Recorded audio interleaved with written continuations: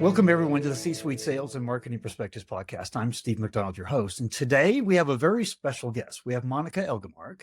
And Monica, you're not only the CMO of Oneflow, a SaaS company in the contract management space, which you can elaborate on a little bit because I'm going to turn it over to you.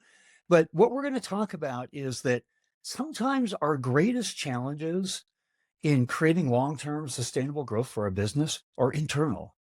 And this idea that we talked about previously on the lack of focus that we have is sometimes our number one, challenge, our roadblock to creating that kind of growth. So we're going to dive into, we're going to pull that apart in a number of different ways today. But a little bit about Monica. So you're an avid skier, which is fantastic. In the United States, we view Sweden as everybody should be an avid skier because you have such great opportunities there. But you also have in your background, you've built teams from scratch. You actually talk about how do you create teams and those dynamics and how you coach those teams for high performance.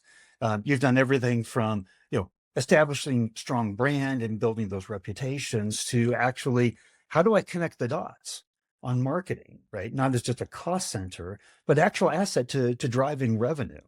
So you've got a really great background for us here. I hope I didn't steal all your thunder, but I'd love to have you just maybe explain a little bit more about Oneflow and what you're doing and your background before we get started. Yes, thank you. Thank you for having me. It's so nice to be here. So, and yes, I am a skier. I love skiing. That is gives me so much. It gives me adventure, adrenaline, but also just to put my mind on something else and being out in the fresh air compared to sitting inside often working. Yes. And now it's a lot of questions you had here. I'll start to talk very shortly about Oneflow, what it is. And Oneflow is a company that is originally from Sweden. Today we have 7 offices.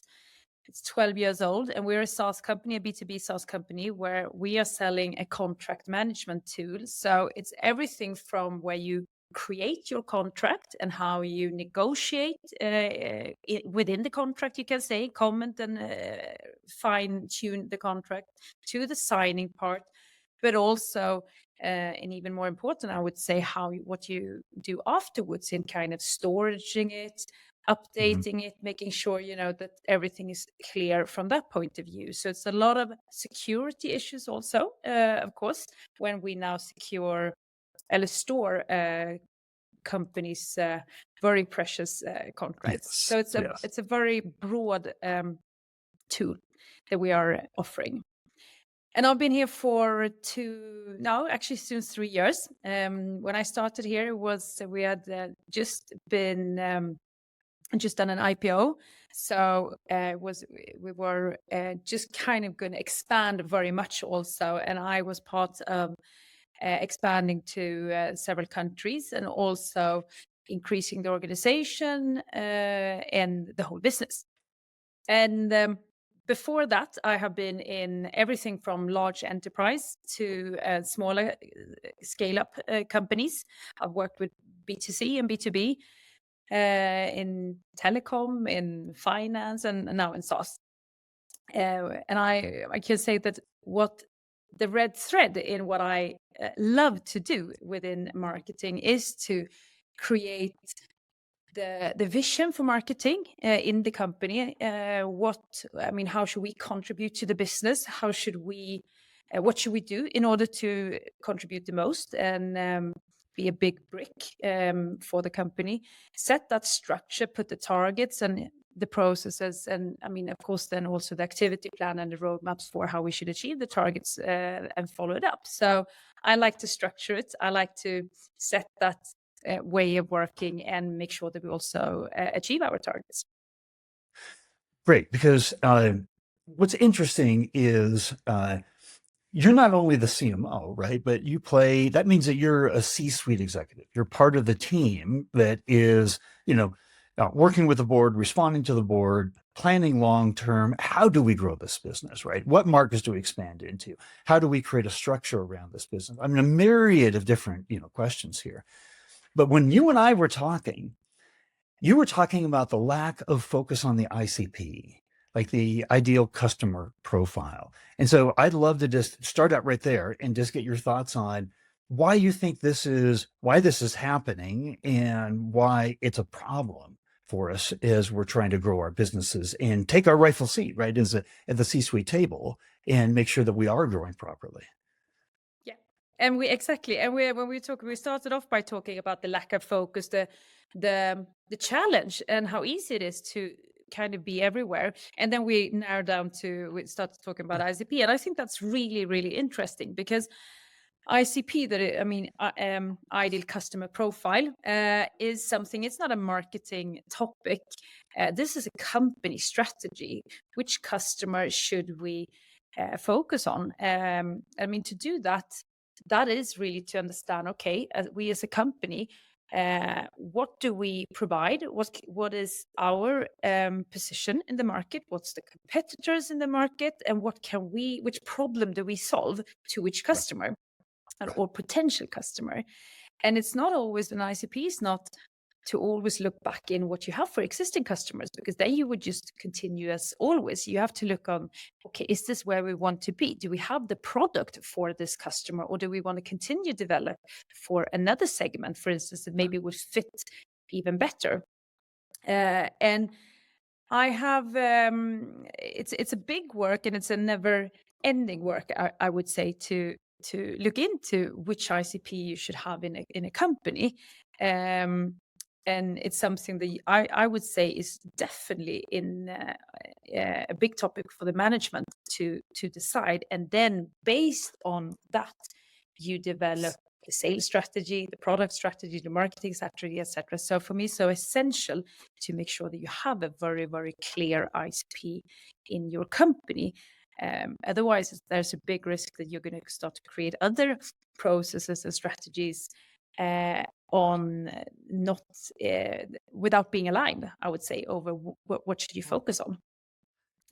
So a couple of things that you said, everything in there I thought was really important. A couple of things I wanted to highlight.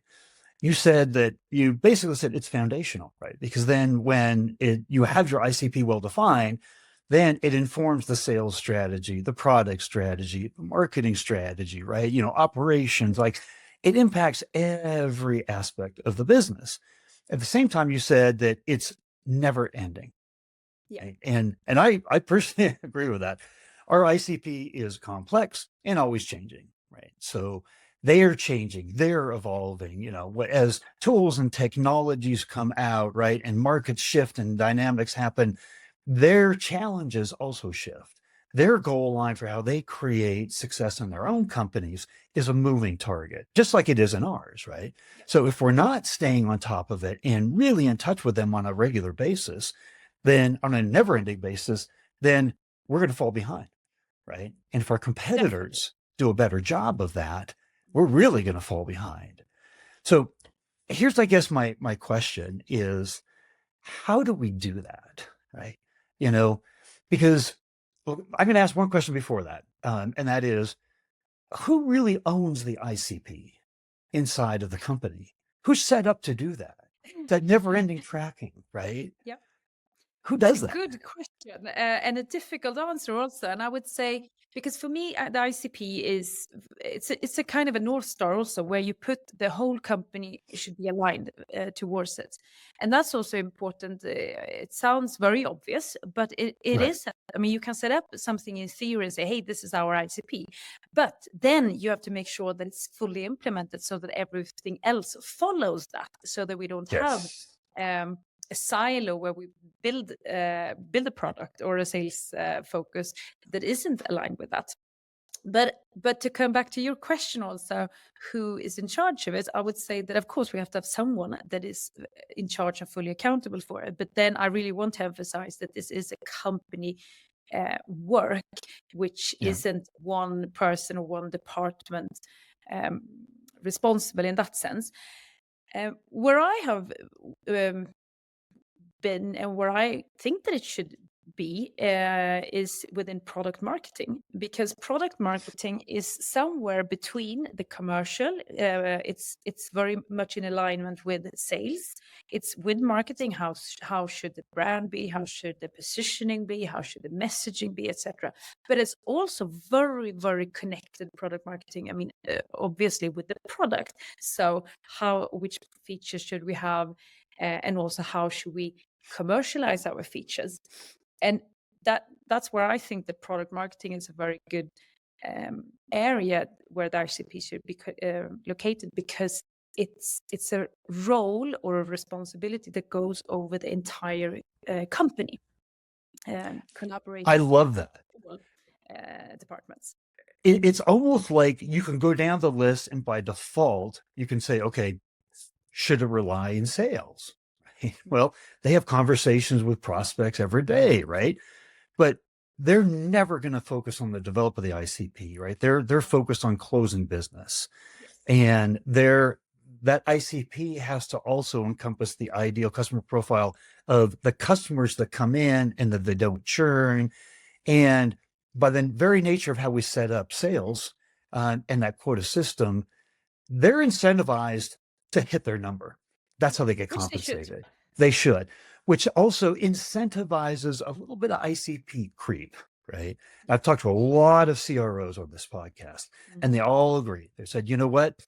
That's one of the biggest things that we need to control as a CRO is saying no to deals, because those sometimes, but the fact that that system is set up to bring in revenue kind of at all costs, they're not the most ideal, right, to do this. You know, customer success is focused specifically on customers that have been brought in, right? That's not going to be product overall. They should focus on the development of the product itself, right? Yeah. And rely on somebody else coming in and saying, this is what the customer wants, right? Who does that leave, right? And I've asked this question of CEOs, and they had a really hard time answering it. But the one thing that's the truth is, in marketing, we have to be in charge of the customer. Yes. Right? We have to be the glue. We also know that we're the interconnectivity between all the different departments, right? So a lot of the CMOs that come onto this podcast have a bit of I would say, an imposter syndrome. And like, how do I get that seat at the table, right? I'm a cost center. If I'm not developing the leads, I'm kind of looked upon as a department, one of many departments, right? But if you come in and you represent the voice of the customer, that's the highest. Absolutely. That, and I think that when we're talking about product marketing, for instance, it is very much about setting the ICP and then yes. taking out positioning and the messaging, and then hold the go-to-market strategy. I think should lie there, as well as the continuous competitor analysis, battle cards, etc. So it's a very, very central part for me in the organization, and a very strategical part also making sure that everybody is aligned and taking all departments into consideration. So maybe not the departments, but the areas such as products, sales, customer success, as you're saying. Right. So I think it's well located there, I would say. Then I want to add on that the ICP, that should be a help for all departments. It shouldn't be a burden to say, okay, now we can just sell to ICP, or we should just, now we have to focus on that. It should be, the ICP should make sales more successful in focusing on the right potential customer, instead of taking time and spending it on the wrong customer, or a potential customer. And customer success is also, and being able to say, no, but it's okay that we say no to this customer, or it's actually okay that this customer churns because it isn't in our ICP. We don't have a good product fit for this customer. And at Oneflow, we talk about good revenue and bad revenue sometimes. And what we mean with that is the good revenue. That is revenue coming from our ICP customers, which has quite good conversion rate. I mean, in acquisition, are happy with our product, have a high product adoption, are loyal to us, and also very happy customers. And a long customer lifetime value. So Yes. low churn and I mean high retention, and that is good revenue for us. Whereas bad revenue, that is someone we kind of have got on board, but maybe not. It's something that's not 100% with aligned with our product, and therefore usually you can see a few years later that customers maybe eventually also going to churn. So the cost can be very high to get on that customer, and we're not going to have it for a very long time. Customers that don't fit our ICP mean that we, as a resource to serve them, we're not set up to serve an ICP that is outside of our ideal, right? Yes. And so it's harder to serve. They churn more because the experience they have with us isn't ideal. And so we spend a lot of time and money. And if they churn, right, we should be receiving 30 to 40% of all new annual revenue should be coming from existing customers in a B2B business. Yes. Yes. So what that means is we better really bring the right customers in that aren't going to keep churning on us, right? 30 to 40% of revenue, that's a huge part of how we should be growing. So if you start to peel the onion back in the layers, right, you're like, well, we better bring the right customers in to begin with, right? And learn how to say no to those. So I love that you've said that. But the difficulty, I would say, is also when you want to define your ICP, because it's so easy to be too broad. If I say we take Oneflow, you can say that, well, all companies use contracts. Right. So the whole world, every single business should be our customer. And you can say the same thing for, if we take B2C, you can say a food store. Everybody eats food.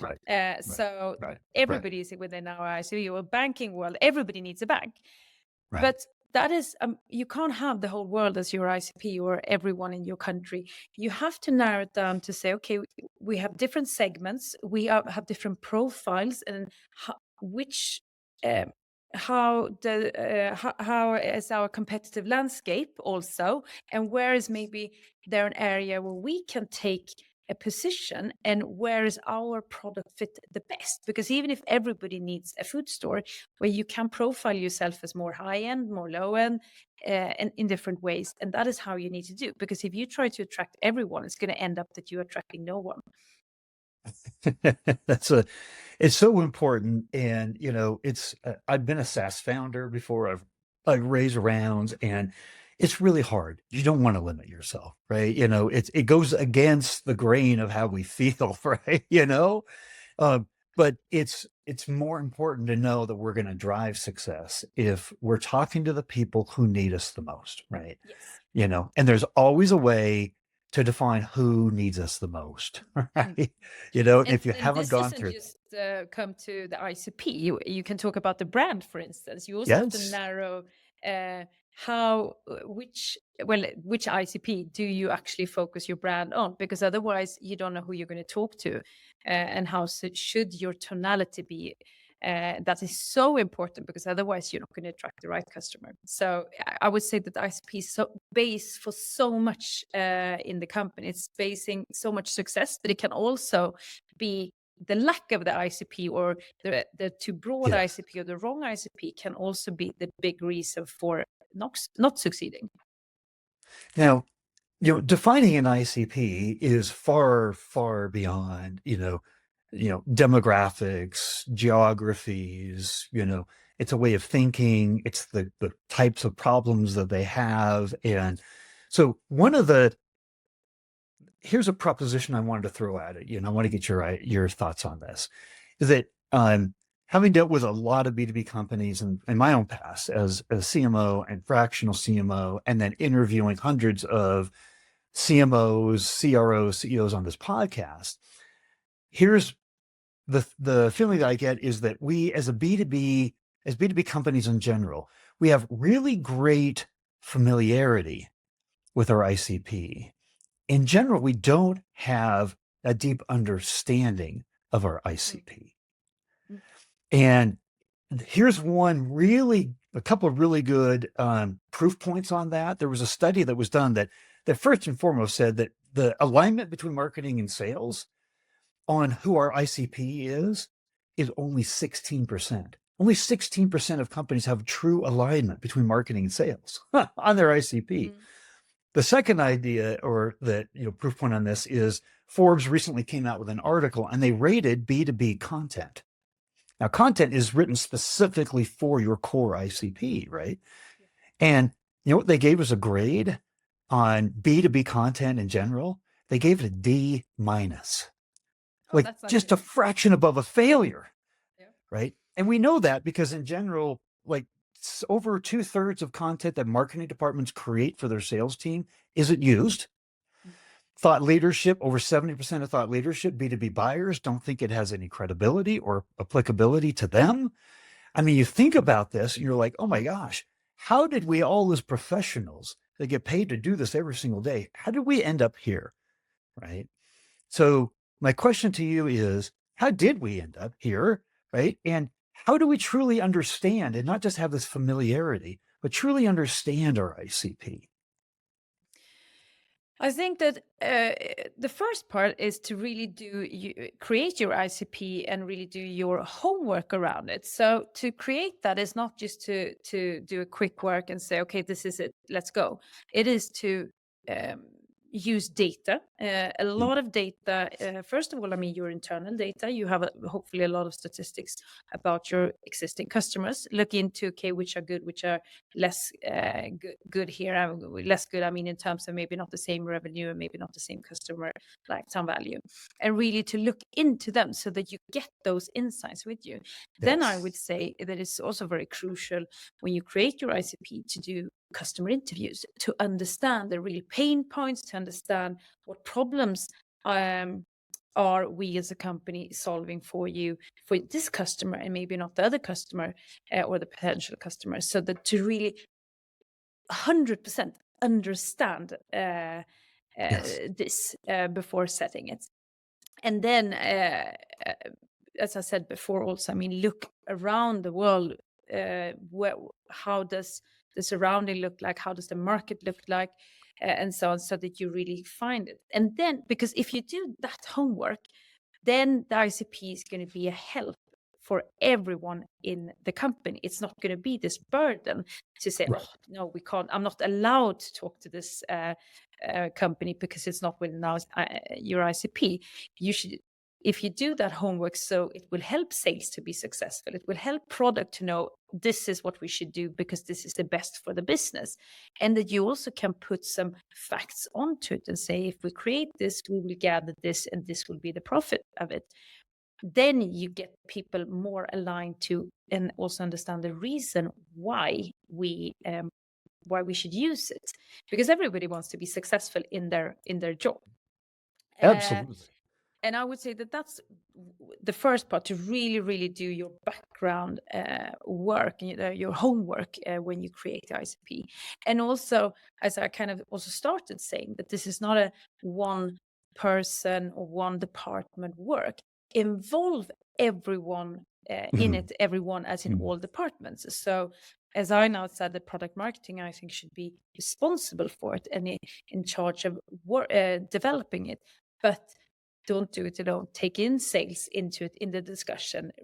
Let them challenge your ICP, because that's when you also can really see, is this the right, or have we been too quick here? And then the same for marketing and the same from product and customer success, to really make sure that everyone has the possibility to first on question it, and also then to stand behind it.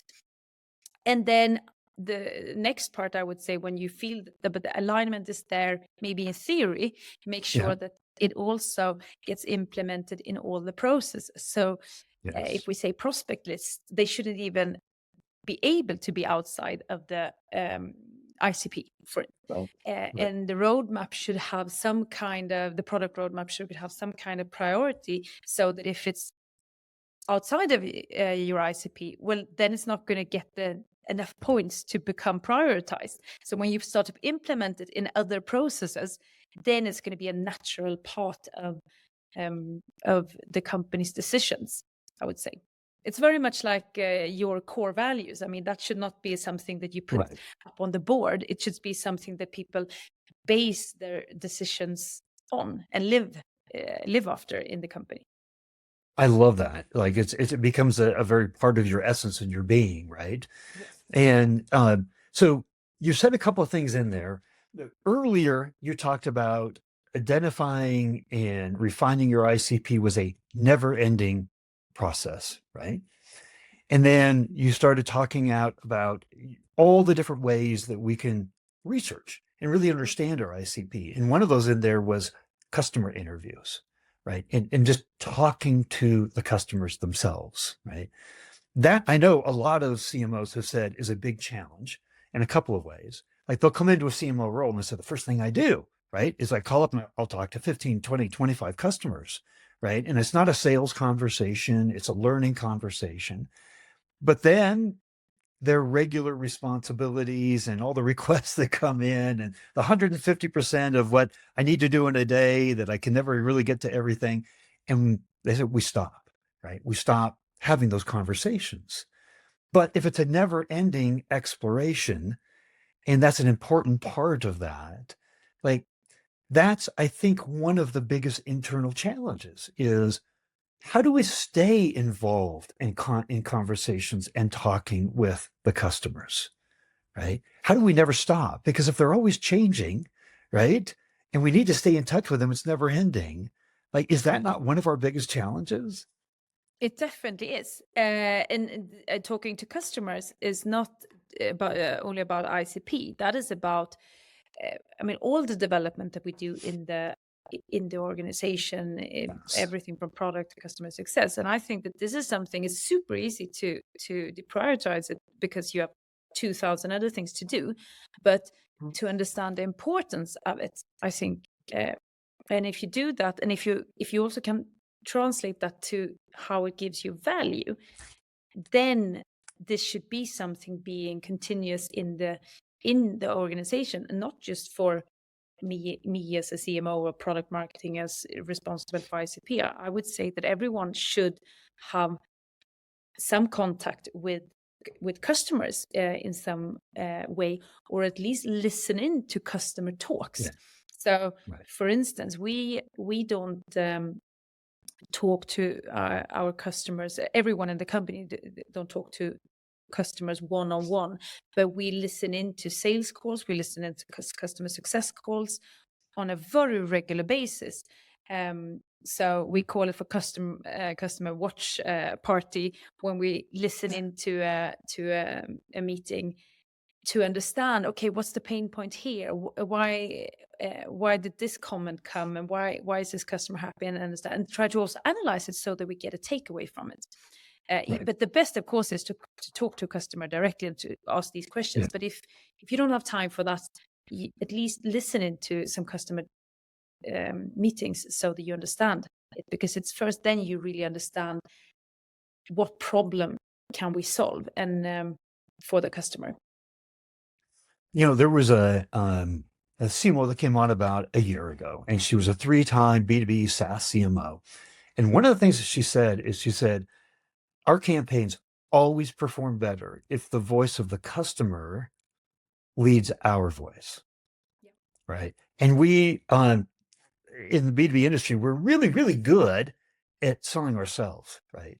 But if our customers, right, in terms of authenticity and believability and the trust factor, right, if our voice of our customers are telling our story, that always performs better. Right. And so, Absolutely. And I mean, I would say that's why, for instance, customer stories and referrals and testimonials is so strong, because you want to hear proof from someone else that has yes. used the product. Of course, the company itself is going to say that it's great, but when you hear a testimonial from someone else or referral, I mean, that is very important for you in your decision making. So I would definitely say that it's crucial to have that. Now, what's interesting is, I don't think there's any of us around that would say anything other than that, is I think it was a year ago this month, there was a study that came out that was called the Trust Gap.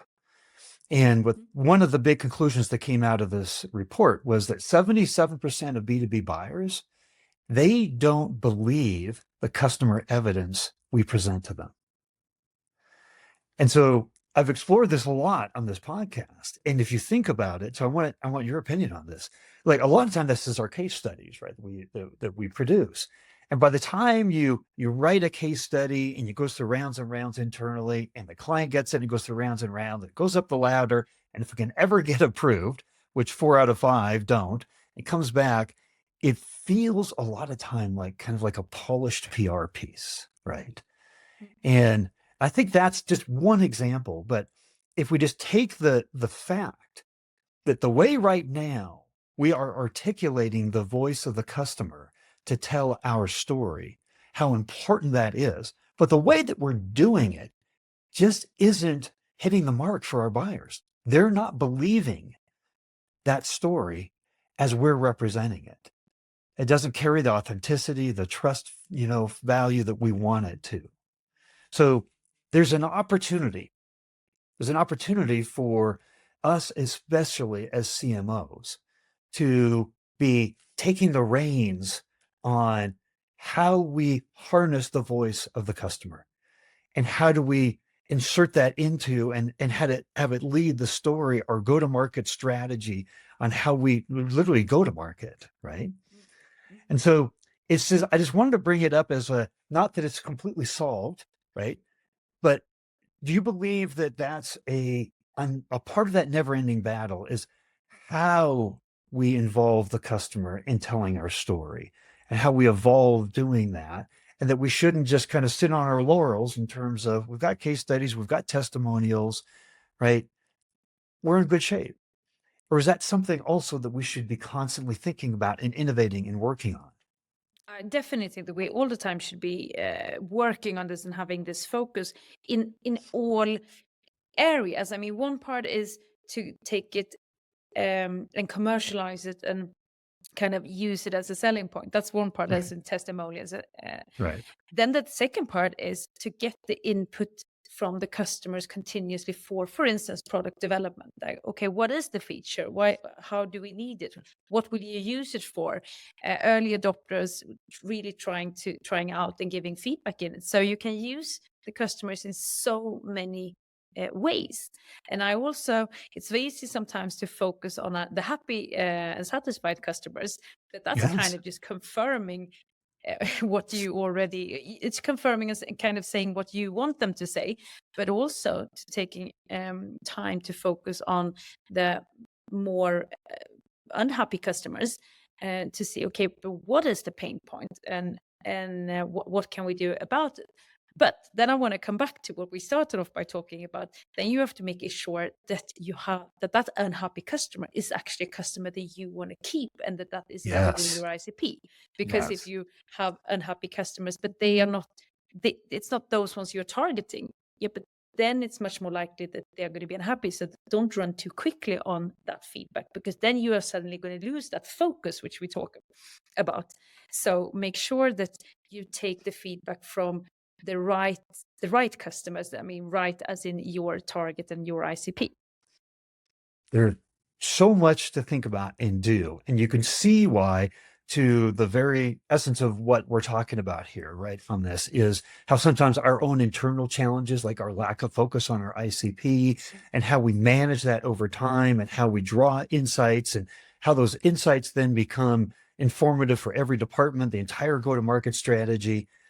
It should be paramount to what we're doing as CMOs and leading the charge on that.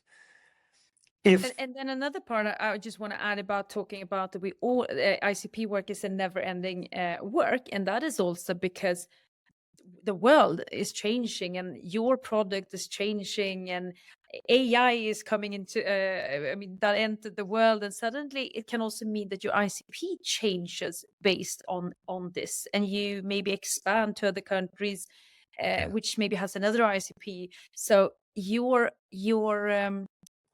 product or service in your company is not um, still, that changes also, and you have to be adaptable there, not too adaptable. I mean, you should be flexible, but you should kind of stick to it so you take the decisions there. But now and then, I would say at least once a year, you also just have to revalue it and say, is this still valid? And if you feel that you have to do something, well, then do that so that you make sure that it is 100% where you want it to be. I feel like we could talk another hour and a half, but I think so much value has come out of this. There's going to be people that have questions. Would it be appropriate that we gave out the link to your LinkedIn profile that people could reach out to you and ask questions? Yeah, sure. Fantastic. Well, Monica, thank you so much. I mean, the amount of time and depth that we need to put into thinking about our ICP, how we bring it into our organizations in a team player way, but how it literally drives the entire go-to-market strategy. That's how important this is, right? And we need to be constantly talking to customers, constantly involved with them to really do this well. That's my takeaway from our conversation today. Thank you very much. Thank you. So nice to have this discussion. It is so important topic. I think that focus, I mean, in general, is very important. And then ICP is one of the base stones for customers, not customers, companies, other strategies, and also a baseline for success. So it's essential, I think. And one thing I just want to add is it's never too early to start with your ICP work. It's not so that you are a startup and say, I'm not going to do that now. I'll do that when we are bigger. Let's just run first. Then you're going to run and waste your time. So that is my maybe not key takeaway, but if I want to send with something to everyone is that it's never too early to start with your focus work and your ICP work.